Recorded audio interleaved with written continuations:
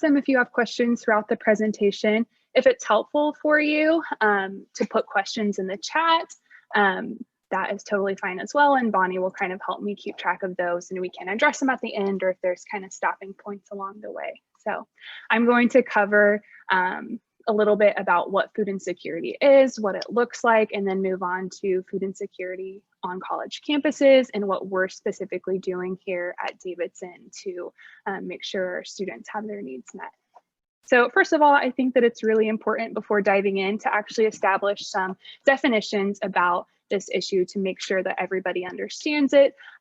We might be coming to this presentation today with varying levels of experience and understanding. So you could find a lot of different definitions about food insecurity out there. I really like this one. I think it captures the issue fairly well.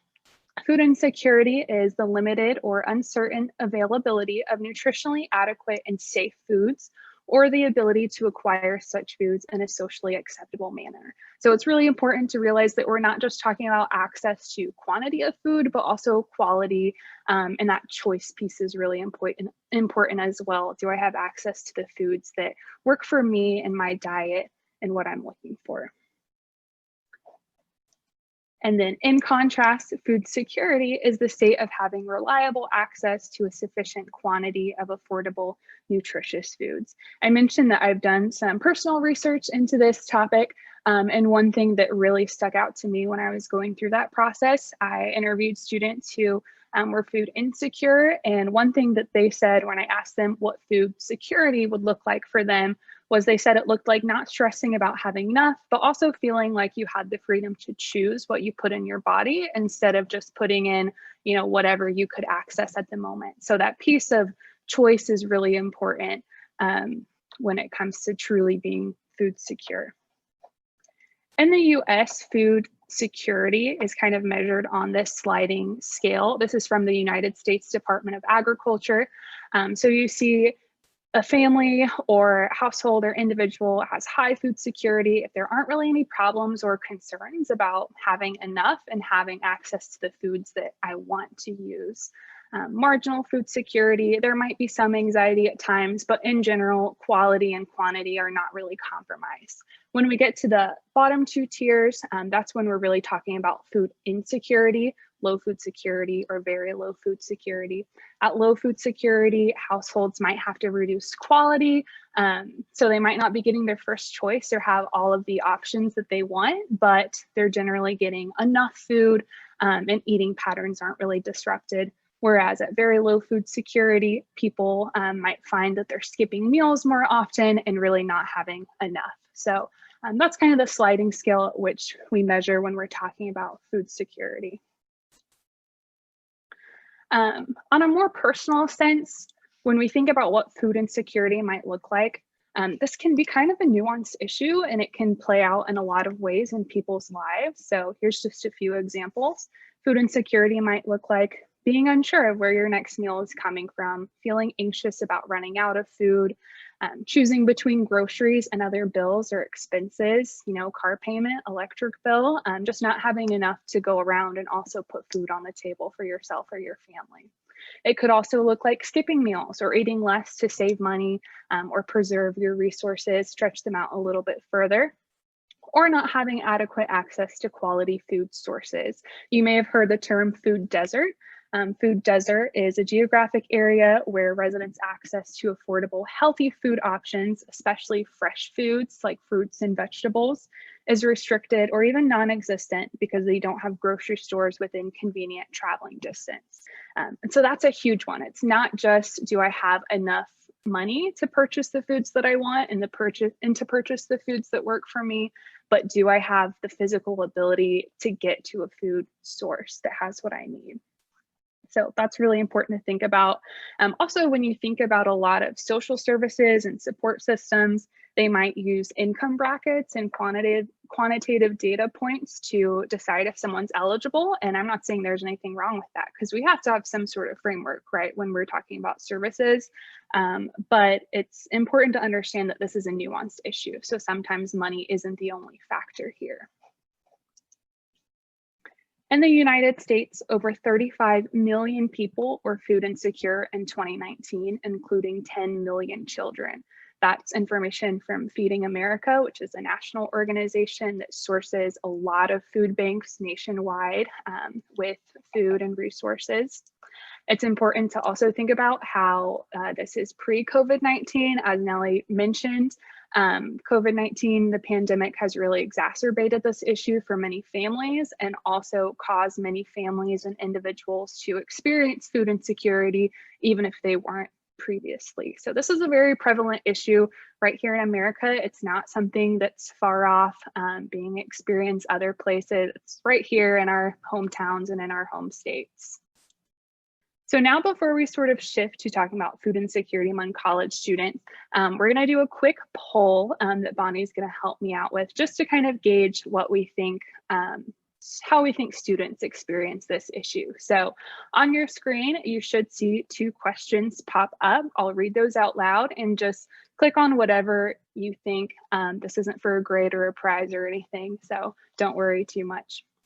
The first question, what percentage of students do you think experience food insecurity at some point in college? Less than 15%, 30 to 40%, or over 50%? And then number 2, students who are food insecure typically do not have any kind of meal plan. True or false? We'll give just a minute and let people answer. See if I can do quick math to figure out when everyone has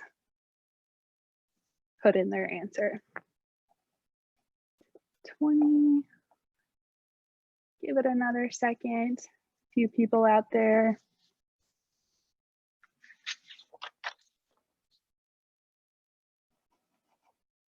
Okay, we'll go ahead and end it there. So yeah, we have kind of perceptions all across the board. Looks like a lot of people guessed in the 30 to 40 range, and lots of us believe that just because a student has a meal plan doesn't necessarily mean they don't experience food insecurity ever. So thank you for participating in that. Now I'll share some information about food insecurity among students. If you guessed 30 to 40%, you are right, according to the most readily available and recent data out there. More than 30% of college students are estimated to be food insecure. That's roughly 1 in 5. That number is from the 2018 Government Accountability Office report. And that's a report that the College and University Food Bank Alliance uses for a lot of their information. So if you see that KUFPA on the bottom of my slides, that's where that's coming from. And they work with food pantries all across the United States on college campuses. Another study that I think is really notable comes from the Wisconsin Hope Lab. It's one of the leading entities, I would say, researching basic needs security among college students. They do really large studies, not just about food insecurity, but also housing insecurity and other basic needs for students. In their most recent study, they found that 36% of university and college students were food insecure in the 30 days prior to the survey. So at some point they had experienced food insecurity, and their studies that they conduct are huge. That one that I just referenced, they surveyed 66 total institutions and 43,000 students across public, private, and community colleges. So it's very large. That's why I have that 30 to 40 range as well, because it kind of varies. 43% of food insecure students have a meal plan. So it's important to note that usually when students are selecting their meal plan, they have some options. The most expensive options are going to give them the most options to access the dining hall and dining services, but not all students can necessarily afford the most expensive meal plan. And so there are going to be gaps as far as if they're trying to eat 3 meals a day, they might not have that included in their meal plan, or they might face other barriers to actually accessing dining services and things when they're able to. So again, this is kind of a nuanced issue. And then to share some information from Davidson, the last needs assessment that we've done through Lula was in spring 2018, and that found that 27% of David students responding to the survey reported not having enough food at times. And I emphasize that that's a student survey, not necessarily the entire population, but still that is about 100 students said they had experienced food insecurity at some time or skipped meals because of concerns about food. So I think that it's important to understand that, again, there's a lot of nuances here, and sometimes our data has limitations, but either end of that is definitely warranting our concern and action. So, and then this is just a quote that I think really speaks to the issue. Food insecurity cuts across demographic statuses, enrollment levels, and geographic locations. There's definitely a lot of evidence that suggests that students who have marginalized identities on campus experience food insecurity at a much higher rate, and that's really important. But it's also important to remember that there's no one group of people that is necessarily exempt from experiencing this, and it can touch everybody's lives in some way, regardless of the identities we might hold. So I think that quote is pretty powerful. So you may be surprised by some of this information, or maybe you already knew. But again, I think that any way you look at the numbers, they're definitely significant. And so that's why we're here. When we start to think about why are students hungry, there are a lot of different reasons that we could come up with. This is by no means an exhaustive list, but here's some of the ones that I wanted us to focus on today. First, just the costs associated with college have grown really fast, and in many cases, they've grown faster than the available support. Tuition is getting more expensive, textbooks are more expensive than in prior years, especially some of the, if you look at different fields and different majors, textbooks astronomically have grown in expenses. If you look at some of our medical students or the STEM fields, they can be very, very expensive, several hundreds of dollars a semester. So, and even at a school like Davidson with great opportunities and lots of opportunities for students to get financial assistance and scholarships and work study, college is still a big investment for a lot of students, even when you just think about moving, leaving your family and paying for other expenses of life. So another thing that comes out if you look more into research and qualitative research that looks at the nuances of the issue, a lot of students who are in college experience different tipping points or transitions where, all of a sudden they have new expenses that they hadn't necessarily saved up for or planned for, or there's something like an emergency that they didn't have emergency funds to account for. So think about medical expenses, car maintenance, something happens in your family and all of a sudden they're not able to support you to the extent that they once were. Food insecurity can be temporary, and it can be a result of kind of time-bound circumstances, just as it can be chronic and an ongoing issue for many people. Another reason is varying levels of family support. The people in a student's support system greatly influence the resources that they can have. Not all students have A, supportive families, and B, supportive families that also have financial resources for their students. So that's really important to keep in mind, that not every student has a family that is extremely supportive of their goals, able to financially support that.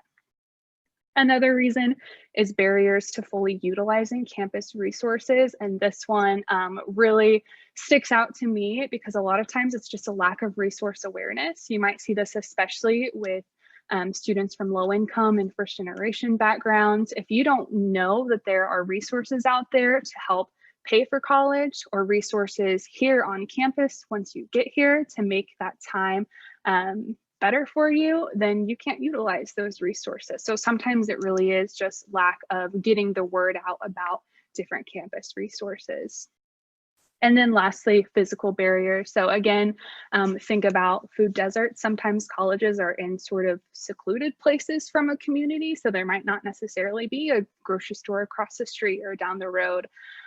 Or there might be physical barriers for a student actually, getting to the dining hall and using their meal plan at some schools. So again, that's by no means an exhaustive list, but some of the reasons why students might experience food insecurity.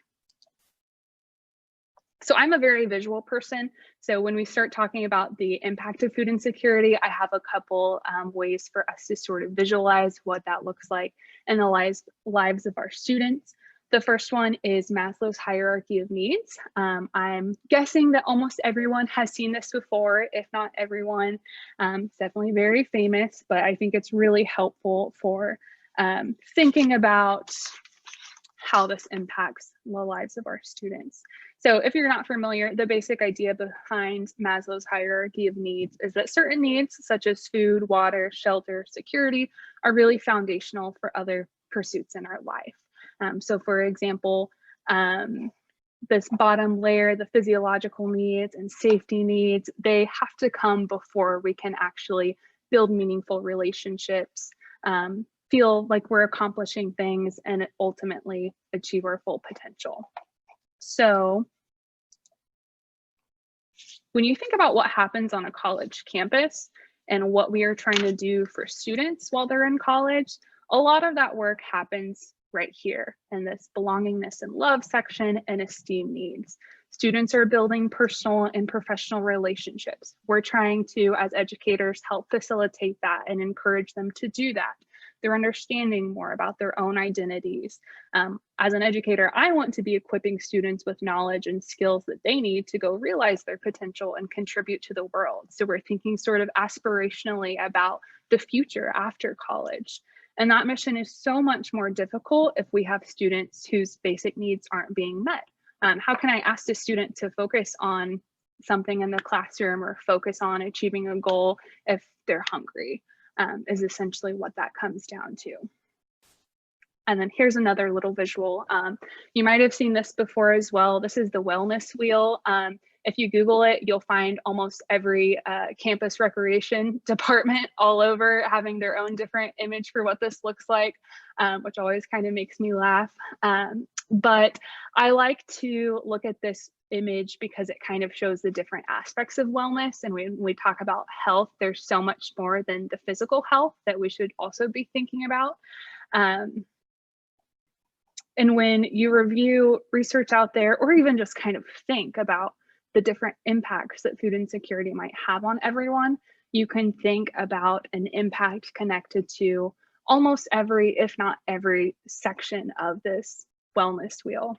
So for example, when you think about financial wellness, students who are experiencing food insecurity might find that they're having to choose between food and other necessities. They might be working multiple jobs. They might struggle, even though we can host budgeting workshops and things, they might struggle to really take some of those lessons to heart if there's just not enough to go around to all the things they're having to pay for. And again, when their expenses start to rapidly outpace their income and the resources that they have available. Emotional impacts is really prevalent if you look at research. People experiencing food insecurity might really struggle with self-confidence and even feel a sense of shame that there's something wrong with them, they're doing something wrong, and that's why they don't have enough. There's a lot of emotional stress that somebody might experience, just feeling less of a sense of independence. And again, that loss of choice is huge. As far as intellectual health, again, students are trying to focus on intellectual health by pursuing education, but if they can't focus, it's really hard for them to succeed. Food insecure students report slipping grades and difficulty in the classroom, even though they're working as hard as they can. Students might have to pick up another job or something that takes them away from their studies just to make ends meet. There's a lot of different ways that food insecurity can compromise intellectual health. Then there's the physical. That might look like poor nutrition, having less energy, unwanted weight loss or gain, decreased personal hygiene. Hygiene items is another thing that you'll see incorporated in a lot of campus food pantries, and it's something that we provide here at Lula. Those hygiene items can be really, really expensive, especially, depending on what your needs are. They can be more expensive or harder to find even. So that's important to think about as well. And then lastly, the social implications here are huge. Students who are experiencing food insecurity might really struggle to connect with their peers. Just think about how people rely on going out to eat or grabbing coffee or going to the movies, doing things in a normal semester that costs money to connect with other people. It can be really hard to make friends, honestly, if you can't do any of those things. Even if there are a lot of great opportunities on campus to connect with people and not spend any extra money, students are still going to want to go get coffee, and go do things outside. So that's huge. Additionally, there's a lot of stigma still surrounding the issue of food insecurity. It's been described before as sort of a nameless, faceless issue. Maybe students know that it exists, but they don't necessarily know who's experiencing it all the time. So if a student experiencing food insecurity doesn't know of other students facing it, it could feel really isolating for that student. They might not share their experience with peers out of fear that they can't be understood or that it could make their relationships awkward. There's also, when you just think about perceptions that a lot of people have of higher education, there's kind of these contradictory assumptions. On one hand, some people think everyone who's pursuing a college education must be wealthy, and so they must be fine. If they're talking about food insecurity, they're exaggerating. On the other hand, we also have that broke college student trope. And people might kind of write off like, oh, everyone in college is broke. It's kind of just part of the experience. And these can actually be really minimizing to students who are truly experiencing this issue. To illustrate that, I pulled this quote from a qualitative study about food insecurity and the student who is experiencing it. I'll read it out loud. So I guess there's always that joke that if you're in college, you're broke. So some people hear you talk about food insecurity and say, yeah, everybody's broke. Okay, well, that's what you're telling me, but yeah, I see all these people around me and it still feels like no one understands me. So what's wrong with me? And I think that quote just really captures kind of the isolating experience that this issue can be for a lot of students. So now lastly, not to end on kind of that note, I really want to make sure we spend time sort of addressing what campuses are doing about it, what we are doing here at Davidson, and how we can support students who are experiencing food insecurity and all kinds of economic insecurity and instability. So pulling out some of the best practices that people who have really researched this issue recommend. There is definitely a big push for accessible on-campus solutions. So when we're thinking about designing solutions, it's really important to make sure that students have easy access, not only to access them, but also to hear about them. They're much more likely to hear about something if it's on campus and actually, they can encounter it in a normal day than if, they have to go off campus somewhere. Food pantries that can provide fresh options is also recommended. So not only having shelf-stable items or canned items, but also trying to incorporate fresh foods for students who want those. Again, it's about that aspect of choice. Intentional marketing for programs is also really important. And for me, I think about forethought about how our messaging could potentially contribute to stigma. So are we really portraying this as like, oh, it's only for the needy? Or are we really trying to teach people about this issue? And are we trying to incorporate some education into our programming? I also think about if I'm making a flyer for Lula, if I only put, canned goods on everything, people might think that all we have to offer is canned goods. But if I also incorporate some fresh foods, fruits and vegetables, then we can also show students that we have a little bit more to offer, right?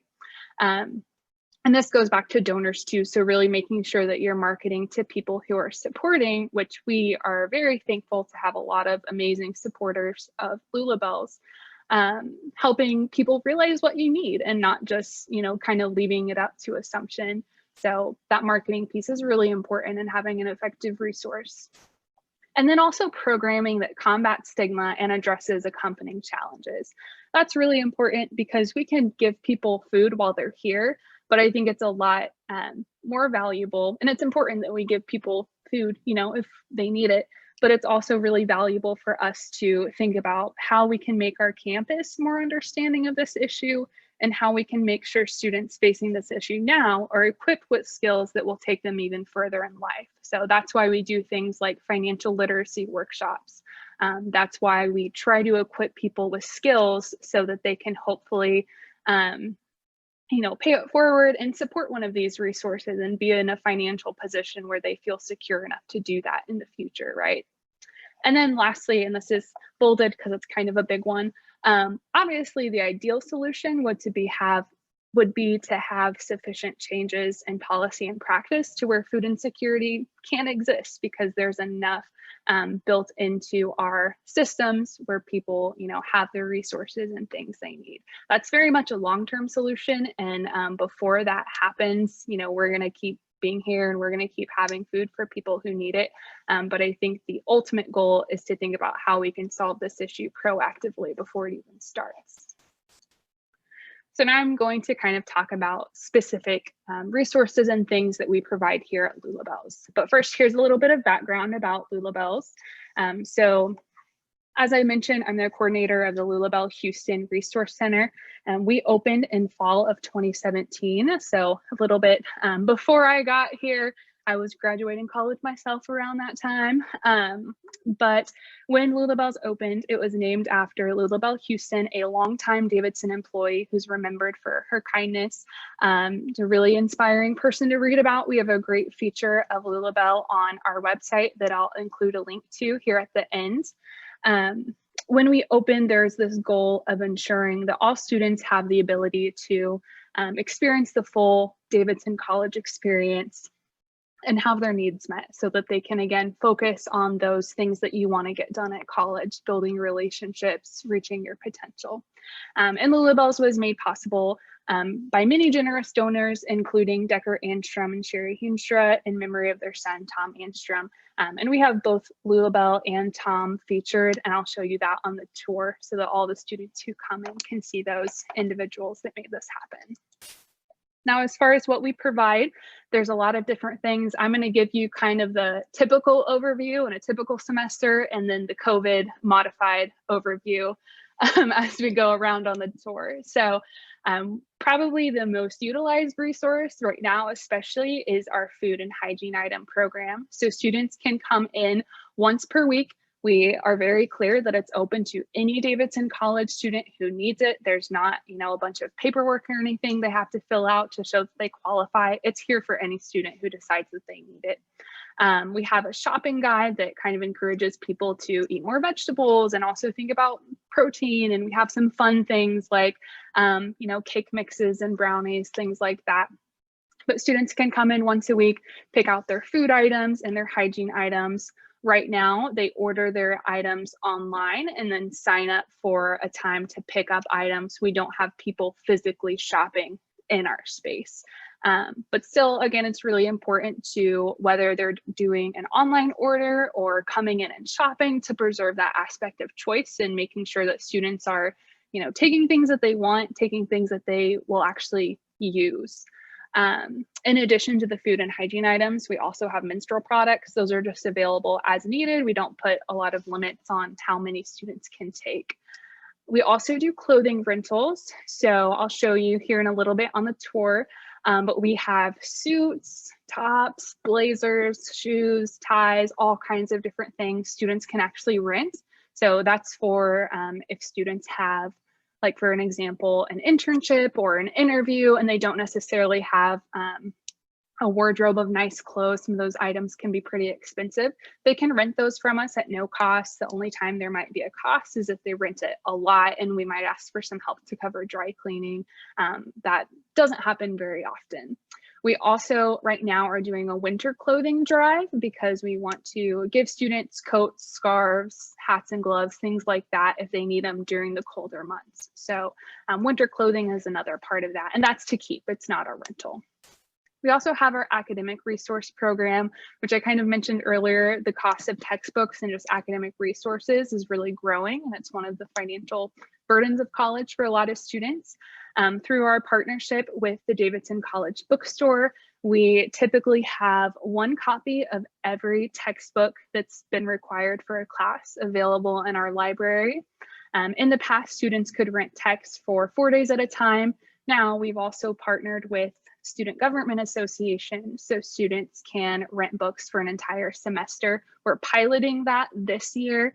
So we'll see if it goes well in the spring and then decide what our rental period might be moving forward. So in addition to the textbook rentals that students can use at no cost, we also will purchase access codes. So if students have online modules and homework or a textbook that they need online access to, we can help purchase a limited number of those as well. We have writing tablets, calculators, lots of things that students can utilize.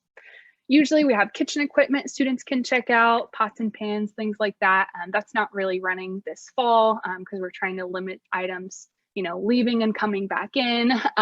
But we want to continue it as soon as things feel a little bit safer in terms of the pandemic. So, and the same goes for volunteer opportunities. Usually there's a volunteer team that helps keep things running at Lula Bells and also assist with programming. We aren't really running that this semester, although we have done some programming. Our programming at Lula Bells is centered around life skills. So again, financial literacy. We had a budgeting workshop earlier this fall that any student could attend, whether they use Lula Bells' other resources or not.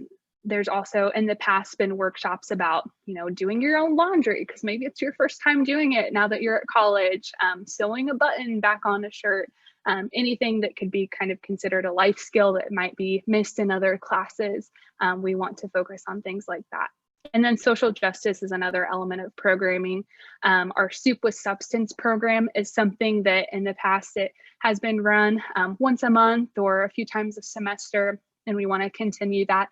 In the spring, once a month, students can gather at Soup with Substance and just talk about what's going on in the world on a local, national, and international level, talking about news stories and maybe some actionable ideas for students who want to get more involved in their communities. So that's kind of an overview of what we offer. I also have some data from this semester. Now, again, this semester is unlike any other, so data is going to look a little bit different from this fall than it would a typical semester, whatever that means, right? It's hard to remember. But in our grocery pickup program, we have had 23 different dates that people could come pick up groceries, and that's as of last Friday. During that time, we had 568 visits, not unique students. So we do see a lot of students come every week or a couple times a month. During that time, we've given away over 5,000 food items, over 600 hygiene items, over 200 menstrual products, and 178 masks. On average, that means that we have about 50 visitors per week. That's actually a little bit lower than the last typical semester we had, but it's important to remember some students are not local this semester. A lot of students who maybe would be utilizing Lula Bells are just not on campus, they're somewhere else. So, and then for our academic resources, we had 29 local students borrow textbooks, a couple students who were learning remotely. We connected them with online versions of their books or shipped books to their homes. We purchased 5 access codes, had 2 students check out writing tablets, and then I already kind of mentioned our new partnership with SGA and the bookstore to continue to improve our academic resource program. So at this point, I am going to first hear from a couple students. I have some students who have either been involved with Lula Bells or food insecurity and addressing it here at Davidson that have shared videos. So let's play those videos and then I will walk around and give you a brief tour of Lula Bells. I think that'll flow a little bit better before we have questions. So this first student is actually a Davidson alum now as of just this past spring. Her name is Michelle Manseau, and I will let Michelle introduce herself during the video. This is a student who has not necessarily used a lot of Lula Bells resources, but it's someone who was really passionate about food insecurity, who pursued an internship to learn more and then brought back what they learned to the Davidson College community. So here's Michelle. Hello, everyone. My name is Michelle Manseau, class of 2020. I graduated from Davidson with a degree in political science and psychology. After my junior year, I participated in Davidson and Washington, where I interned for a nonprofit called the Food Research and Action Center. Through this internship, I worked on a couple projects to increase SNAP participation for newborns and mothers and immigrants and mixed status families. My supervisors also provided me with an opportunity to attend the Congressional Hunger Center's summer series, where I learned about various hunger-related issues nationally and globally. Our last seminar focused on action items interns like me can follow in our own communities to diminish hunger. We talked about food insecurity on college campuses in particular. I learned that academic success is associated with food insecurity. If one is food insecure, one is not able to reach their academic potential. After my internship, I became self-aware of the rhetoric around hunger on campus, access to nutritional foods, and the economic privilege of our student body. The median family income of Davidson students is a little over $200,000. A majority of students have substantial meal plans, opportunities to eat off campus, not worrying about where their next meal comes from. However, there is a minority of students who come from low-income backgrounds that rely on resources like Lulabelle's for food because they cannot afford an expensive meal plan. With the help of another Davidson student, I spent most of my senior year talking to administrators to help strengthen our meal plan donation program. Students, especially first years on the 21 or 18 meal plan, don't utilize all their meal swipes in 1 week, and swipes don't roll over to the subsequent week. My friend and I wanted to work on including meal swipe donations on the Davidson app to ensure that students who do not have enough meal swipes for the week are able to eat full meals. This learning experience taught me the importance of community awareness to basic needs on campus and on the continuing work colleges must do to destigmatize hunger.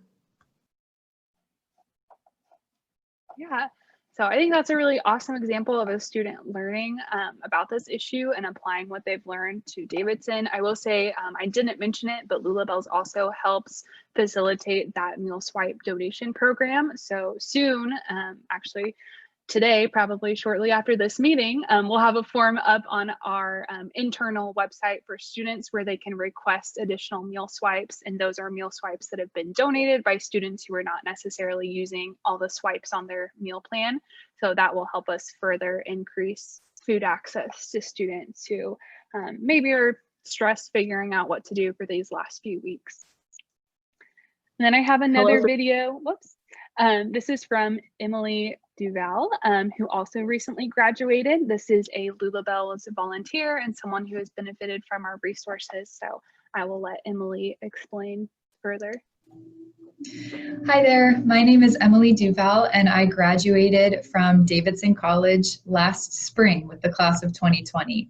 And while I was on campus, I actually had the opportunity not only to volunteer at Lulabelle's in various capacities, but also to benefit directly from accessing and utilizing the resources that Lulabelle's had to offer. I think looking back, I probably used just about every resource that Lulabelle's offered at one point or another, from using the pots and pans and the food in the kitchen so that I could cook my own meals, to using the textbooks on a regular basis. I was not a student who was able to purchase every textbook for every class, and so being able to do this was huge. I also used their professional attire so that I could prepare myself for interviews, for summer internships, and even job interviews my senior year. And this is something that I really, really appreciated and really needed. I also look back and I marvel at the fact that Lulabelle's didn't exist on campus my first year. With the class of 2020, we experienced Lulabelle's coming onto campus for the first time. That was our sophomore year. And so I actually experienced a year on campus where I didn't always have access to the key resources that I really needed. And sometimes I felt like I was the only one in that situation. So when Lulabelle's came to campus, it not only was huge for me that I suddenly had access to these resources that I really needed, but it was also a testament to, I think, the Davidson community recognizing real needs that students like me had, and working to destigmatize that need. So it was okay for me to go to this, this really welcoming space in the center of campus was easy for me to find. And there was no shame associated with using any of those resources because they recognized that everybody has different needs at different times, and that's okay. And we should be able to provide for those needs so that every student at Davidson can succeed. I'm really grateful for Lula Bells. I think it's one of the shining stars of Davidson's campus, and I'm proud to have been a volunteer and a benefiter of Lula Bells resources.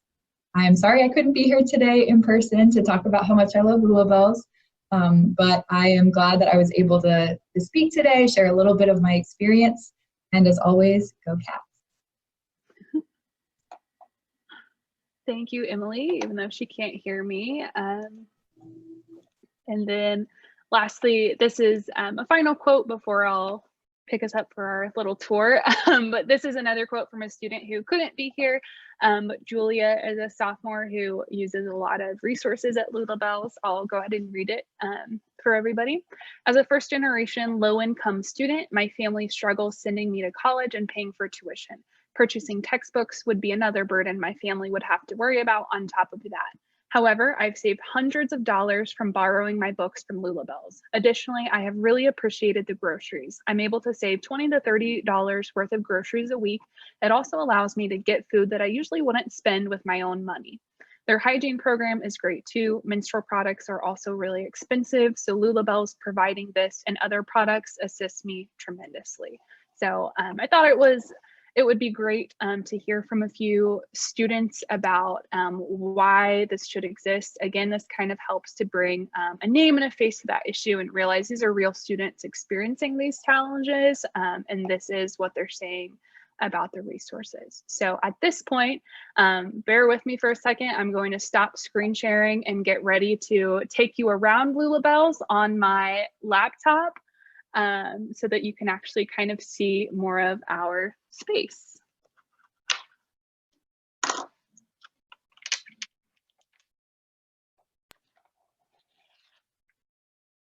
Okay. Here I am again. So I'm going to start kind of at our back door. That's right behind Elena? me. Yeah. Elena, sorry to interrupt you, but oh, there you are. Now we can see you. Okay, great. Hopefully nobody gets too dizzy during this. I practice, so I'm going to do my best. But here's sort of our back entrance. We don't really use this, but out that back door, you can see a few of the residence halls and campus buildings. So we really are pretty centrally located for students. Then behind me here, this is our textbook library. Right now, students aren't actually coming in and browsing the shelves. They're requesting a textbook online and we are having it ready for them and we'll make an appointment. But usually students can just come in. And then that's my desk back there where I've been. And then as we kind of go further in the space, we have lots of spaces for students to just kind of come and hang out. We'll also use this space for programming. So there's this TV over here and some couches, lots of different options for seating space. We aren't doing in-person programming this semester, but we are doing some virtual programming. But during the semester, it's great to just have that space for students to come and hang out. And then now I'm kind of at our main entrance where we actually direct students. Yeah, we have this lovely little sign and a bench. I'm not going to go too far outside because I don't have my mask on, but we also have lots of plants to kind of welcome people up to our entrance. And then right as they walk in, we have Tom Anstrom highlighted here, as well as Lula Bell Houston. So students can learn about the people who made this resource possible, which I think is really great. And then over here behind this beautiful green wall, we have our clothing closet. So this is where we store all of our suits and blazers and tops, all of that fun stuff. We have 2 dressing rooms so students can actually come in and try things on, a mirror so they can try some things on in here. And then over here, you'll see we've already started collecting some winter coats and winter warm clothing items for students who need them when it gets cold, if it ever gets cold, right? It's 75 degrees out today. And then lastly, back here, this is where we have all of our food. We are very lucky to have a large freezer and 2 refrigerators. So that is really great in helping us provide fresh food items. We provide a lot of produce, and we'll try to offer some different things from time to time. But we always try to make sure that there's fresh food options available, dairy items as well, things like milk, non-dairy milk, eggs. And then there's also our shelves where we have shelf-stable items, soups, tuna, box mixes, pasta. This shelf that's empty right here, usually it's where our kitchen equipment is for students to browse and check out. But right now, since we're doing online and pickup orders, it's where we usually have our orders ready for students to come in and get them. We knew that we had this event today, so we aren't busy with getting the orders for tomorrow ready, but very soon, probably by the end of the day, this shelf will be full of just orders put together in little bins ready for students to come pick them up at our front door. And then we also have our little hygiene corner. It's fairly organized now, but again, students aren't really shopping. So everything right now is organized in a way that makes sense for us as staff as we're filling orders and not necessarily prepped for students to come in and shop, right? But yeah, that is the basic tour. I hope that everyone was at least allowed to see some things. I'll backtrack a little bit. Over here, we have a little coffee pot. So we might have just like coffee and tea available if students are hanging out or if we're doing some sort of program and there's people in our space. It's kind of fun to just have something, you know, for them to drink, some coffee and tea. And then all of our decorations are very colorful and lively because that's how we want the space to feel. We want it to be a place that people walk in and feel, you know, happy that they're here, feel like they can hang out and utilize these resources and have it be a positive experience.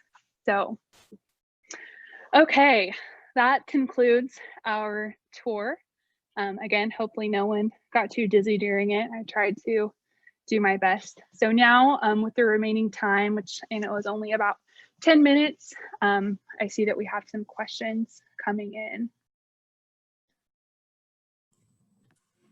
Okay, so we have a question here from Diane. Can you comment on fundraising? Do you reach out for in-kind donations from companies like Bob's Red Mill, Nike, Columbia? Have they or others been receptive to providing this type of support, or are their foundations accessible for monetary donations?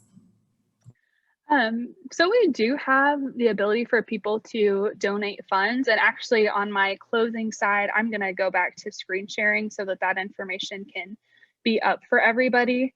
But yeah, we don't honestly do a ton of soliciting for extra donations just because we haven't felt the need lately, but people can absolutely donate.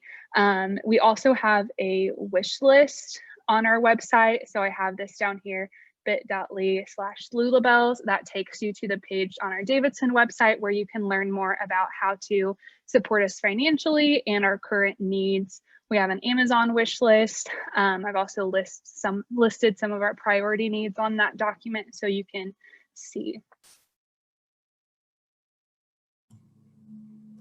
Can you talk a little bit more, Elena, about other colleges and universities and how they're addressing this need? Are there any other places that we're looking to as sort of the model for this?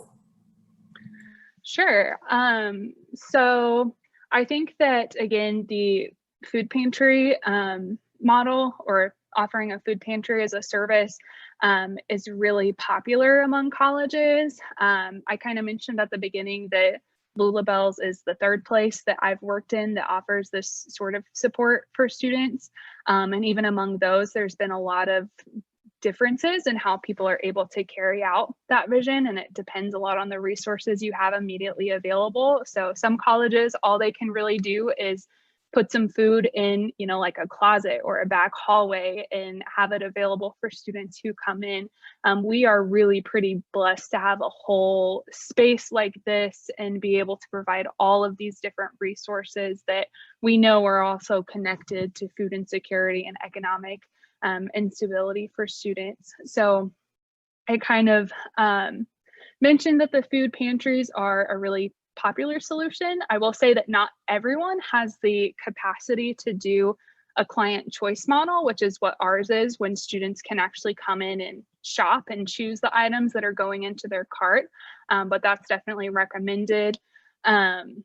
Also, programming, again, is something that I think that more pantries, especially as they kind of figure out just the how to get food to students, are trying to tackle.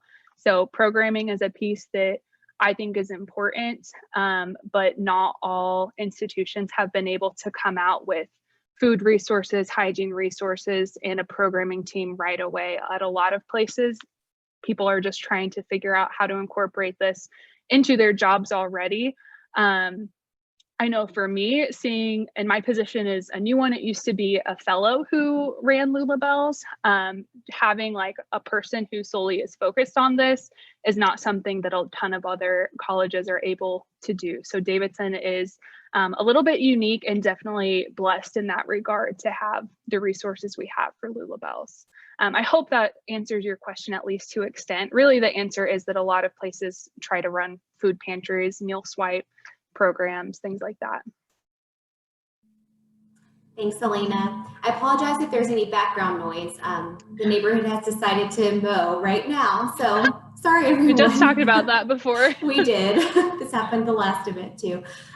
Okay, so we have just a comment from Jen that says, thank you for sharing this. So many people think of these insecurity issues being a problem only at community or public colleges. It's great to hear how Davidson is addressing these important issues. From James, you've mentioned programming a few times in your discussion. Would you mind speaking a bit about some of the programs you have hosted in the last few months or even pre-pandemic? Yeah, sure. So I will admit we haven't done as much programming as I wish, partly because, like I mentioned, I started at the beginning of August. So trying to figure out a new position, a new institution, what I'm doing and what to do with COVID and not having a volunteer team has definitely brought some challenges. But so far, we facilitated a Budget 101 budgeting basics workshop in September, at the very end of September. Gosh, the semester has really flown by. We also partnered with the RAs at Martin Court, the resident advisors at Martin Court, to kind of co-sponsor a financial literacy workshop where the student leaders and Lula Bells work to come up with a lot of different like financial tips and definitions, you know, things like what to think about while budgeting, what to think about when you're have a job offer and you're thinking about if that salary is going to work for you. So we combined a bunch of tips and they did a little scavenger hunt, and some of the winners got little recipe kits from Lula Bells. We also just a couple weeks ago gave away about 50 pumpkin fall recipe kits so students could make pumpkin pancakes or pumpkin mug cakes. And that's less of an educational program, right? It's more just something fun to have going on campus and something that we can actually do with all of the COVID restrictions and cautions that we're trying to take. But moving forward, I would like to put a lot more into the social justice programming. So doing our Soup with Substance program, however it looks for COVID modifications, once per month. We only did one this semester, and it was actually for admissions and not necessarily students who are already here. But that's going to be an emphasis of mine moving forward. Also more financial literacy workshops, things that students can maybe learn about on their own, whether it's reading articles or completing modules to keep learning. And then again, other life skills. So laundry is one that I know has been done before. Maybe we'll do that again. There's always new students coming in who will need to learn those skills. Any kind of thing that will help people beyond their time here at Davidson. When you think about what it means to be an adult and do all these things on your own. It's programming we're interested in. All right, and I think this is the last question that I see. Does Davidson College or the community host community gardens either on or off campus that students can rent? That's actually not something that I am sure about. I don't know if Kristen is on the call, if she knows anything about that. Did you hear the question? She just put an answer into the chat. Oh, great. So there are many students who volunteer at the Davidson College Farm and at the Davidson Community Garden, but to my knowledge, they aren't able to rent their own spaces yet. There are a few students working on a proposal for something like this. All right, and then we have a comment from Julie who says, as one of the campus dietitians, I often see the wonderful benefits of Lula. Thank you so much for all that you do. Thank you. I don't see any other questions. Okay, great. Well, thank you so much. I've included my contact information and the Lulabel's general email. If anyone has other questions or wants to know anything else about Lulabel's. And then again, there's the link to view our website on the Davidson College website, where you can read more about Lulabelle Houston, about our donors who make Lulabel's possible, and about our current needs and things that we're asking for. All right, great. And we did have another question that came in that says, does Davidson have a dietitian in student health? Yes, 2 dietitians. So thank you again so much to everyone for joining. We will send a follow-up email with a link to a survey where you can provide your feedback about this event. We do appreciate your feedback. Have a great rest of your day and your week. And thank you again for joining us. Bye, everyone.